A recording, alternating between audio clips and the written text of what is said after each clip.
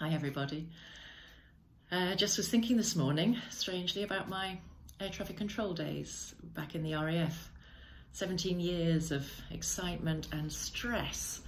And I don't know why they came to mind this morning, but I was surprised to see that there were some parallels between those days and the situation we find ourselves in now with Covid-19. I was thinking about being in the radar room. You'd normally get 5 controllers minimum sat side by side with different radar screens, controlling aircraft within their own realms of responsibility, but always having an acute awareness of the air picture and how that related to other controllers, the aircraft that they were controlling, including your own, and how each of our individual actions fitted into the whole. And also the impact of our actions and the consequences of those actions and how that would affect the controller sitting either side of us. And normally it went incredibly well.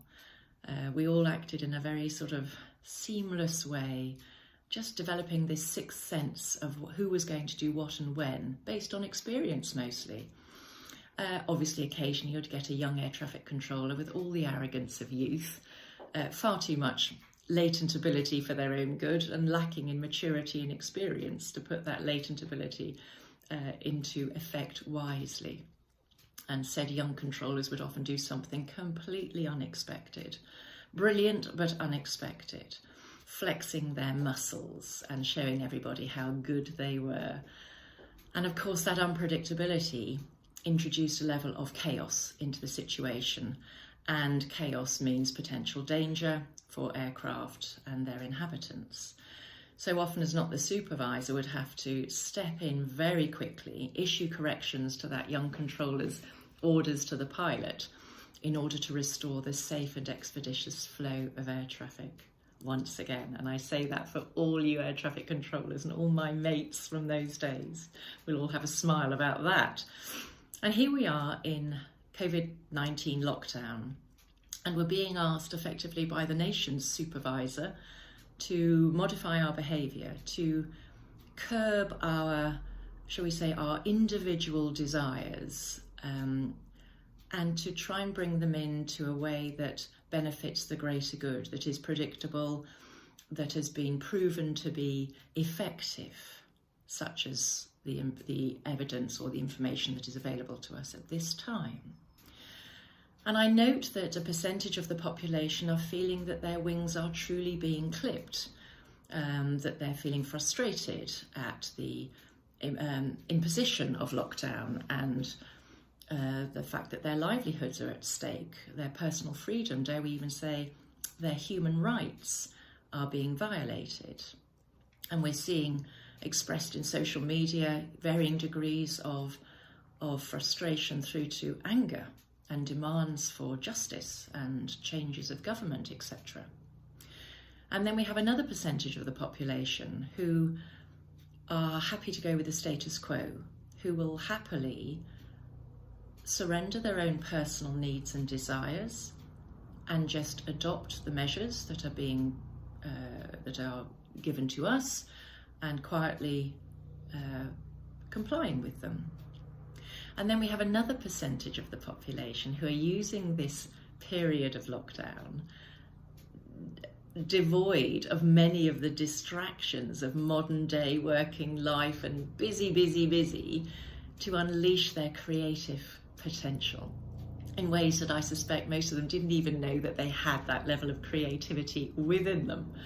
And I, for one, am most grateful to all of you out there posting videos on social media of doing some ridiculous things. And I noticed Phil Collins in the Air Tonight is proving particularly popular for a variety of strange activities and actions and behaviours, and also for the people who are creating beautiful things, physical, tangible things, beautiful pictures, beautiful music, and expressing their hope and dreams for a better world to come.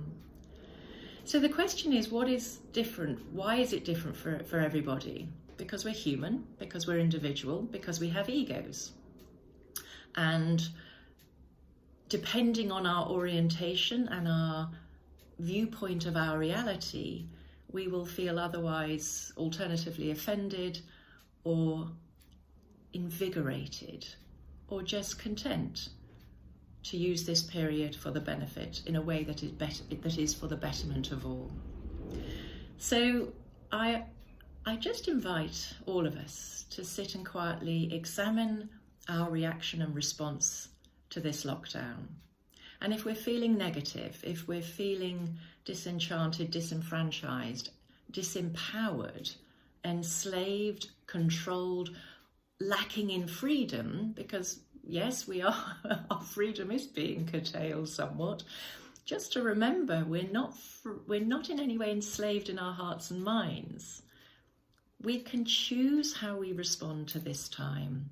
We can choose to make it the most creative time for dreaming in a new reality, the most creative time for considering life paths that we would never have considered before, trapped as we were in our humdrum existence of routine and habit. How can we make this positive? How can we make this an opportunity to bring about a change, not just individually for our own self-development and growth, but actually a change for all of humanity? And for that, we also mean the planet. How do we bring about a positive change here? We used to have a saying in the RAF, I'm sure all the services did. When we used to go to meetings, if you disagreed with the proposal that was being offered, you could happily disagree, but you had to come up with an alternate proposal, an alternate solution to the problem. Don't bring me problems, bring me solutions. Every boss said it. And there's a discipline in that.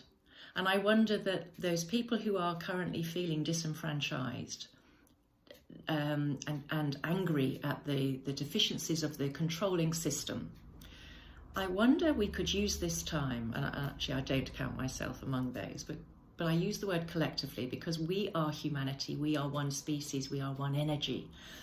So let us use this time to come up with alternate proposals, alternate solutions, rather than just diving into the blame game. How about we use this time to come up with new frameworks for governance rather than government?